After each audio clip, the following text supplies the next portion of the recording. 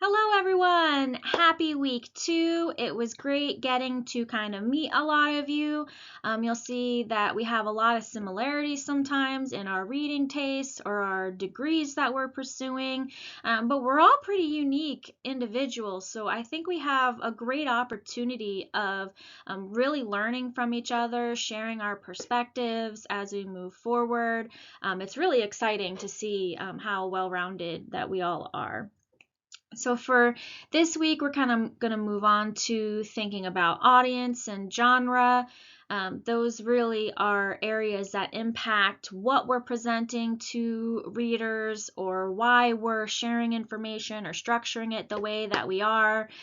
So there's a lot of strategies that as a writer you may not think you need to do, but they really are helpful in order for you to actually get your message to the people that you want to connect with. Identifying your audience and learning to adapt your expertise, purpose, and research to the needs of the reader is just about one of the most important lessons that you can learn as an effective communicator. And with permission from one of my former students, I have an example of why a specific audience is crucial, especially as a student, and when you're wanting to have a purpose with your writing, possibly beyond the sake of a grade.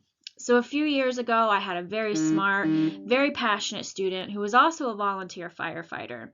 On top of going to classes for robotics, he was also training to get some certifications at his firehouse. The training was on his brain a lot, so when he was given the opportunity to solve a community problem, he focused on one that was personally impacting his firefighting community. The students spent months. We were in a 15-week class, so we had quite some time together focusing on one specific problem that he wanted to solve. He collected personal interviews. He interviewed his chief, some of the firefighters in the surrounding community. He had meetings with our librarian where she was able to find a lot of resources for him. And through the process, at the end of it, he had about 13 papers in MLA, so it was double spaced, but he had about 13 pages of content within this essay. And through it all, he was trying to argue that there's a big difference between volunteer firefighters and paid firefighters, and that volunteer firefighters aren't getting enough resources to be effective within their field. It was an incredibly thorough and strong argument. When he was starting his essay, his primary audience was his chief, because he knew that if anyone had the power to initiate more training for volunteer firefighters, it would be the guy in charge, right?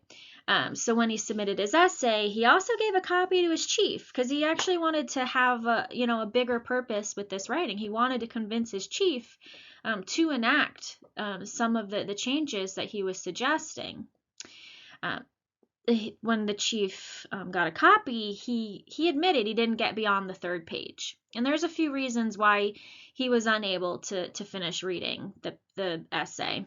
And the first thing is fire chiefs are busy people, right?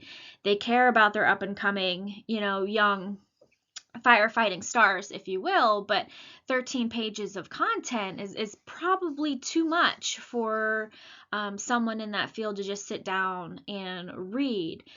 The student also felt that he needed to give an overall introduction to firefighting. He had headers like, what is firefighting? Or what is a volunteer firefighter? And that's pretty introductory information for an expert in the field.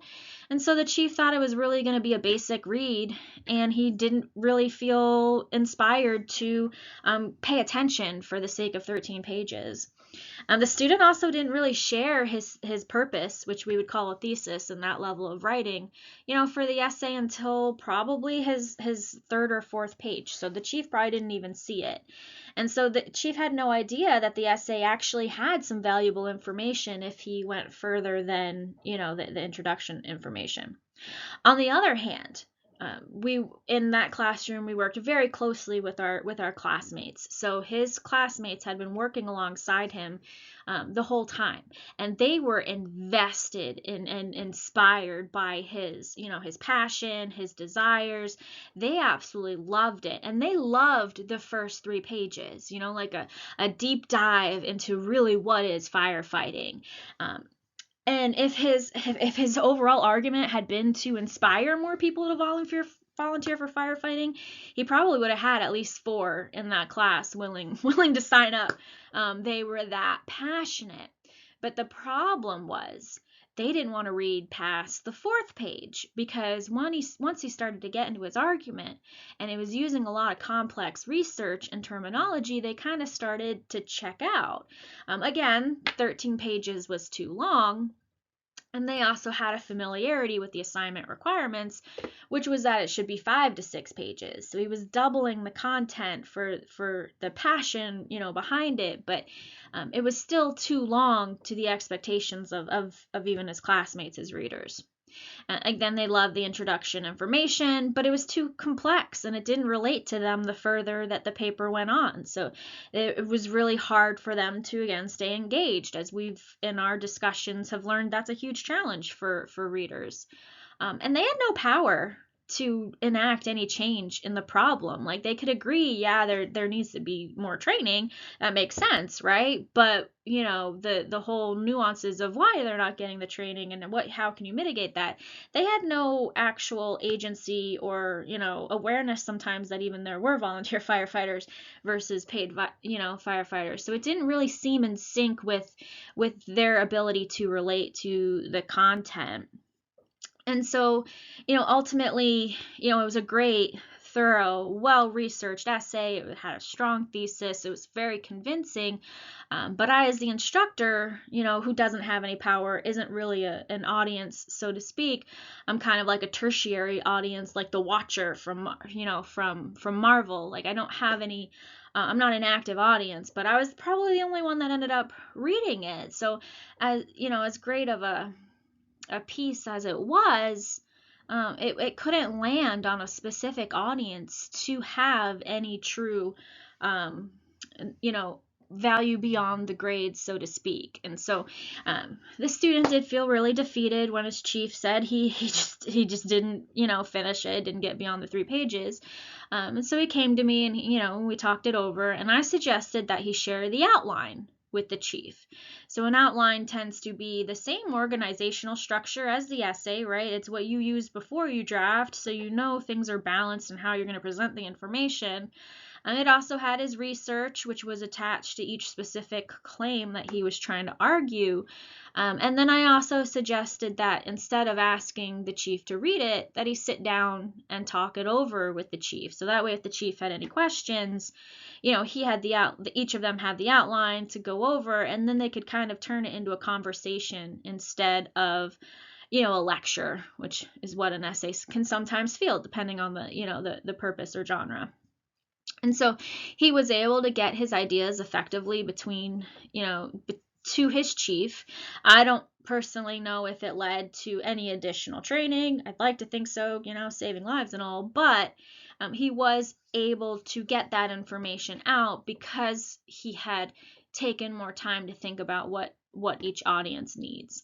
Now, skilled writers, most writers, and especially the articles which we were given an opportunity to review and choose for the sake of this class, they all tend to have, a writer will balance more than one specific audience. There is a way that he could have met both the needs of his chief and the needs of his classmates if he had, taken both in mind when he was composing. And the articles that we choose, or that we have to choose, or that we did choose for last week, they all have a few possible audiences that we can connect and explore and analyze. And by analyzing these components and learning what appeals to those specific audiences, you'll ultimately learn how to be successful in connecting to your audiences as you're continuing to write.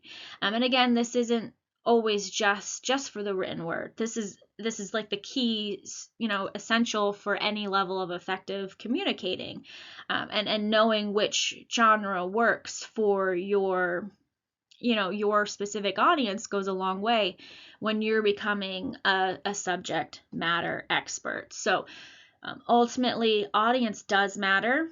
You're very rarely working for everyone, right? Because unique audiences have very specific what we call affordances. So what will appeal to them and make them want to listen or want to read, want to, invest their time in your ideas. And then there's also constraints. There's certain things that turn readers off. A lot of us in our discussion post said the hardest thing is being interested.